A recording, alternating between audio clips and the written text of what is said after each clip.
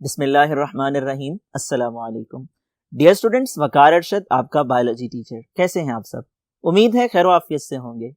Dear students, آج کا lecture کیا ہے، کن ٹاپکس پر مشتمل ہے، آئیے ڈسکس کرتے ہیں اور موو کرتے ہیں اس کے لیے وائٹ بورڈ کی طرف۔ Dear students, recall your memory. Previous lecture میں ہم بائنومیل نومنکلیچر کو ڈسکس کر رہے تھے۔ بائنومیل نومنکلیچر کیا ہے؟ جانداروں کو سائنسی نام دینے کا طریقہ کار ہے۔ سویڈن کے ایک سائنٹسٹ نے، جس کا نام کیرولس لینیس تھا، یہ طریقہ متعارف کروایا۔ اس سائنٹسٹ کی جو لائف ہے 1707 سے 1778 تک ہے۔ ڈیئر اسٹوڈنٹس، اس کا یہ اہم کارنامہ تھا، اس نے یہ طریقہ متعارف کروایا، اور اس طریقہ کار کے مطابق جانداروں کو جو سائنسی نام دیا جاتا ہے وہ دو حصوں پر مشتمل ہوتا ہے۔ پہلے حصے کو جینرک نیم کہتے ہیں، دوسرے حصے کو اسپیشی نیم کہا جاتا ہے۔ جینرک نیم کا پہلا ورڈ کیپٹل ہوتا ہے، جبکہ اسپیشی نیم کو کیپٹلائز نہیں کیا جاتا ہے۔ اگر ہم بات کریں اس کے اصول و ضوابط کی، تو بائنومیل نومنکلیچر کے 3 اصول و ضوابط ہیں۔ نمبر 1، جب بھی سائنٹیفک نیم لکھا جاتا ہے وہ کمپیوٹر سے لکھنا ہو تو اٹیلکس میں لکھا جاتا ہے، بولڈ کر کے لکھا جاتا ہے۔ ہاتھ سے لکھنا ہو انڈر لائن کیا جاتا ہے۔ پہلا حصہ جینرک نیم کا ہوتا ہے، دوسرا حصہ اسپیشی نیم کا ہوتا ہے۔ جینرک نیم کا پہلا ورڈ کیپٹل لیٹر ہوتا ہے، اسپیشی نیم کبھی بھی کیپٹلائز نہیں کیا جاتا ہے۔ اور تیسرا اصول یہ ہے کہ اگر آپ ایک جاندار کا نام بار بار استعمال کرتے ہیں، آپ اس کو ایبریویٹڈ فارم میں استعمال کر سکتے ہیں، شارٹ فارم میں استعمال کر سکتے ہیں، اور اس طرح سے کہ جینرک نیم کی جگہ پہ صرف اس کا کیپٹل لیٹر ڈاٹ اسپیشی نیم کمپلیٹ لکھا جا سکتا ہے۔ ڈیئر اسٹوڈنٹس، اس کی سگنیفیکنس کیا ہے؟ دراصل ہماری سوسائٹی میں، دنیا کے اندر، انسانوں کے معاشرے میں بعض اوقات ایک جاندار کے بہت سے نام لیے جاتے ہیں۔ مثال کے طور پہ پیاز کو انین کہا جاتا ہے، گنڈا بھی کہا جاتا ہے، بصل اور وصل بھی کہا جاتا ہے۔ اسی طرح سے بعض اوقات بہت سے جانداروں کو ایک ہی نام دیا جاتا ہے، جیسا کہ بلیک برڈ کا لفظ استعمال ہوتا ہے کرو اور راون کے لیے۔ اسی طرح سے بعض اوقات جانداروں کے کامن نیم استعمال ہوتے ہیں جن کی کوئی سائنٹیفک لاجک نہیں ہوتی ہے۔ مثال کے طور پر کرائے فش ہے، سٹار فش ہے، جیلی فش ہے، ایٹسیٹرا ایٹسیٹرا۔ ڈیئر اسٹوڈنٹس، اس کے بعد جو نیکسٹ ٹاپک ہے وہ ہیومن امپیکٹ ہے، بایو ڈائیورسٹی کی کنزرویشن کے حوالے سے۔ Impact of human being. انسانی سرگرمیوں کے اثرات کی بات کی جائے تو انسانی سرگرمیوں کی وجہ سے بایو ڈائیورسٹی متاثر ہو رہی ہے، بایو ڈائیورسٹی ضائع ہو رہی ہے، بایو ڈائیورسٹی پہ برے اثرات رونما ہو رہے ہیں۔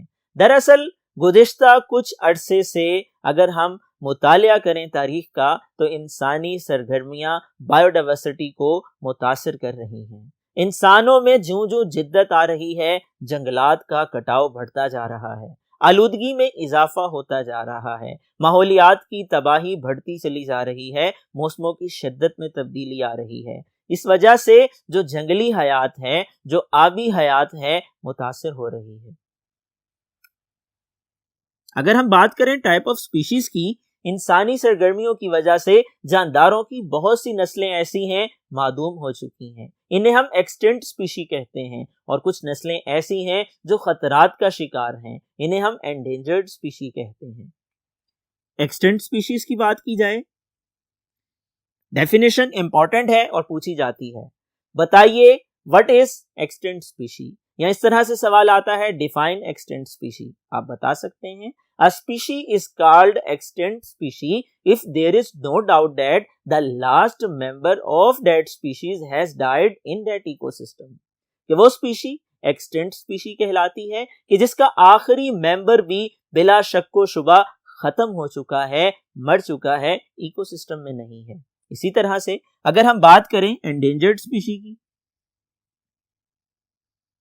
جانداروں کی وہ قسم انڈینجرڈ سپیشی کہلاتی ہے جس کے بارے میں یہ خدشہ ہے کہ مستقبل قریب میں وہ معدوم ہو جائے گی، ایکسٹنٹ سپیشی میں تبدیل ہو جائے گی۔ A species is called endangered species when there is a risk of about its extinction in near future. आप इसकी डेफिनेशन यूं कर सकते हैं कि एक स्पीशी जिसके बारे में ये खदशा है कि मुस्तकबिल करीब में वो एक्सटेंट हो सकती है, उसे एंडेंजर्ड स्पीशी कहा जाता है, खतरात का शिकार स्पीशीज कहा जाता है। डियर स्टूडेंट्स, वो कौन से रिस्क फैक्टर्स हैं जिसकी वजह से बायोडाइवर्सिटी का लॉस हो रहा है, जानदारों की किस्में मुतासिर हो रही हैं, हयातियाती तनव्वुर पर असर पड़ रहा है? आइए तफसील से डिस्कस कर लेते हैं। डियर स्टूडेंट्स, आइए फैक्टर्स को एक एक करके डिस्कस करते हैं। Number 1, over population. इंसानी आबादी में बहुत ज्यादा इजाफा हो रहा है।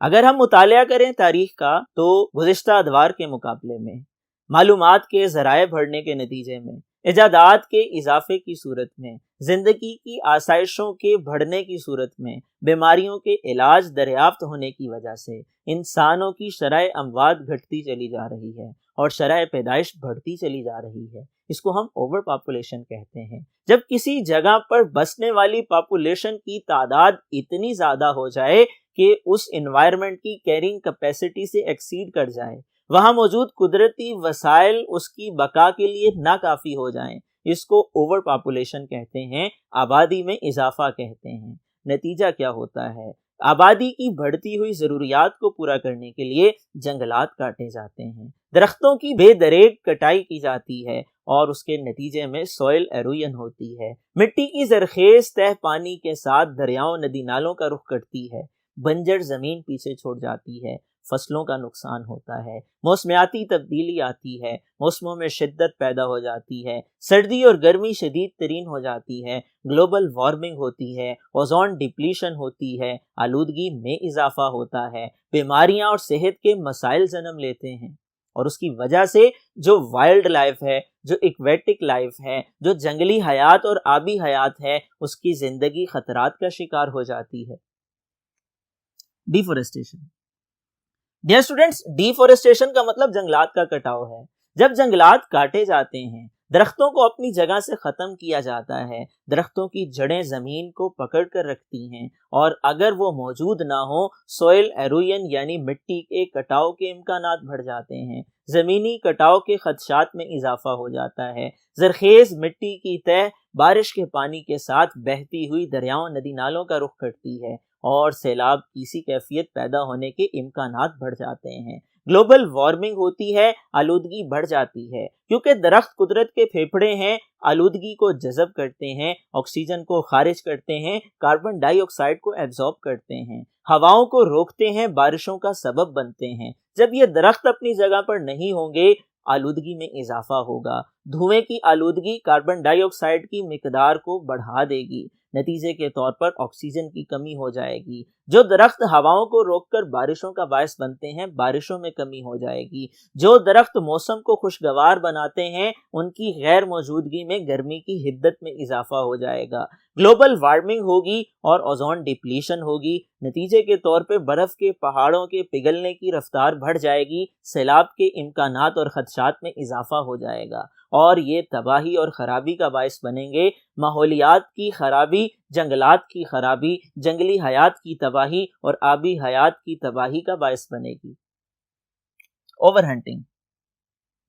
डियर स्टूडेंट्स, ओवर हंटिंग की बात की जाए, इंसान शिकार करता है और शिकार करने का मकसद सैरो तफरीह भी होता है, शिकार करने का मकसद गोश्त का हसूल भी होता है। दोनों तरह से जो भी शिकार किया जाता है, जंगली हयात का, वो उनकी नस्लों को खतरात का शिकार कर देता है, उनकी तादाद को घटा देता है और उनकी नस्लें मुस्तकिल तौर पर खतरे की जद में आ जाती हैं। शिकार खा वो खेल की गर्ज से हो या खरीदो फरोख्त की गर्ज से हो या सैरो तफरीह की गर्ज से हो या गोश्त के हसूल के लिए हो, हुकूमत को चाहिए कि उस हवाले से इक़दामात उठाए और जंगली हयात के तहफ़्फ़ुज़ को मुमकिन बनाए, इससे मुतल्लिका कवानीन पर अमल दरामद यकीनी बनाए। Species removal and species introduction. Dear students, species जो कि किसी भी जगह से खत्म कर दी जाती हैं, इंसानी सरगर्मियों की वजह से इकोसिस्टम के बैलेंस को डिस्टर्ब करती हैं, वो इकोसिस्टम के बैलेंस को डिस्टर्ब करती हैं। इसी तरह जो नई स्पीशीज इंट्रोड्यूस करवाई जाती हैं, वो भी इकोसिस्टम की स्टेबिलिटी के लिए खतरात का बायस होती हैं। पोल्यूशन।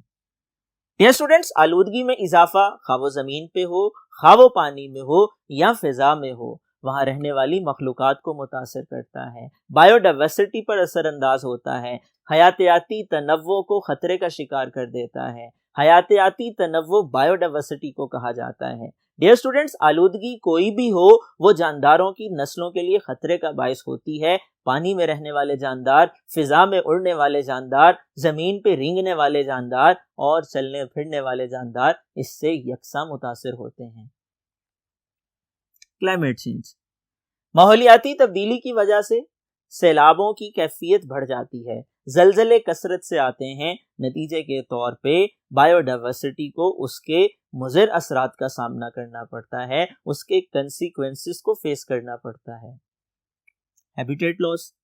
ये स्टूडेंट्स, ये सबसे बड़ा थ्रेट है बायोडाइवर्सिटी को और इसकी वजह से बहुत सी स्पीशीज खत्म होती जा रही हैं, खतरात का शिकार होती जा रही हैं। जानदारों से रहने की जगह छिन जाने की वजह से, उनका मस्कन ख़त्म हो जाने की वजह से उनके तहफ़्फ़ुज़ की ज़मानत मुमकिन नहीं हो पाती है और उनकी ज़िंदगी खतरात का शिकार हो जाती है।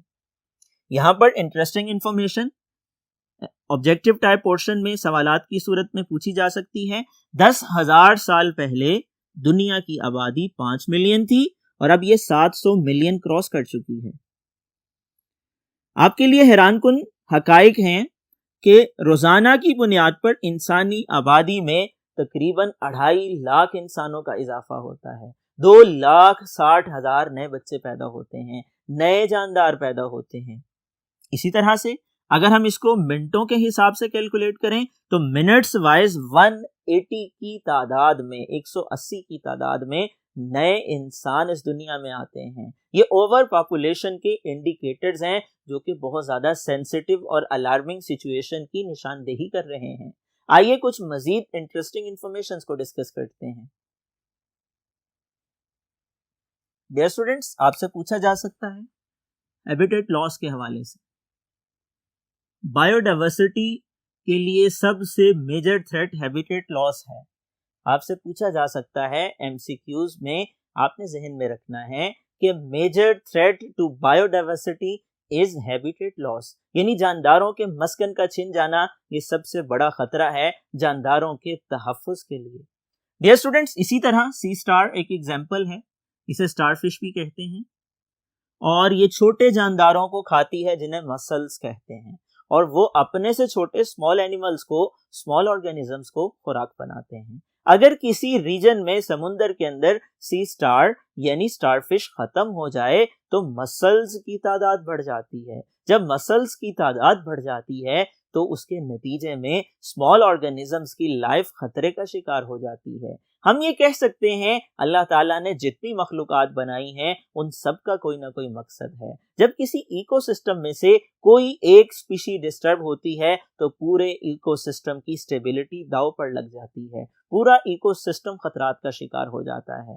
डियर स्टूडेंट्स, एक और इंटरेस्टिंग इंफॉर्मेशन वो ये है कि यूकलिप्टस सफेदे के दरख्त को कहा जाता है, ये पाकिस्तान में ऑस्ट्रेलिया से इंपोर्ट किया गया। ये पौधा ऐसा पौधा है बहुत ज्यादा पानी जज़ब करता है, पाकिस्तान में बड़े पैमाने पे लगाया गया है और बड़े पैमाने पे लगाने की वजह से इसने ज़ेरे ज़मीन पानी की सतह को मुतासिर किया है। डियर स्टूडेंट्स, ये तमाम इंफॉर्मेशन ऑब्जेक्टिव टाइप क्वेश्चंस के लिए इंपॉर्टेंट हैं, आपने इनको मेमोराइज करना है, अच्छी तरह से ज़हन नशीं करना है। मुख्तलिफ किस्म के सवालात पूछे जा सकते हैं। यहाँ कुछ इंपॉर्टेंट क्वेश्चंस हैं। एक्सटिंक्ट स्पीशी की डेफिनेशन बताइए, एंडेंजर्ड स्पीशी की डेफिनेशन बताइए। पाकिस्तान में बहुत सी स्पीशीज हैं जो कि एक्सटिंक्ट और एंडेंजर्ड स्पीशीज की कैटेगरी में आती हैं, आपकी टेक्स्ट बुक में मेंशन है, जैसा कि टाइगर है, चीता है, इसी तरह लाइन है, डियर स्टूडेंट्स डियर है। ये तमाम मिसालें आपने याद करनी है, जहन में रखनी है। इसी तरह से आपसे सवाल पूछा जा सकता है वो कौन से फैक्टर्स हैं जो कि बायोडाइवर्सिटी के लिए खतरात का बायस हैं। अभी हमने डिस्कस किया, आपने इनको भी मेमोराइज करना है। कुछ इंटरेस्टिंग इंफॉर्मेशन हमने डिस्कस की, आपने उनको भी मेमोराइज करना है। आज का टॉपिक ऑब्जेक्टिव टाइप क्वेश्चंस के लिए ज्यादा अहम है, आपने इसको अच्छी तरह से समझने के बाद याद करने के लिए नोटबुक पे नोट डाउन करना है। मुझे उम्मीद है आज का ये लेक्चर आप लोगों ने समझ लिया होगा। ڈیئر اسٹوڈنٹس، اگلے لیکچر تک کے لیے اپنا خیال رکھیے گا. اللہ حافظ.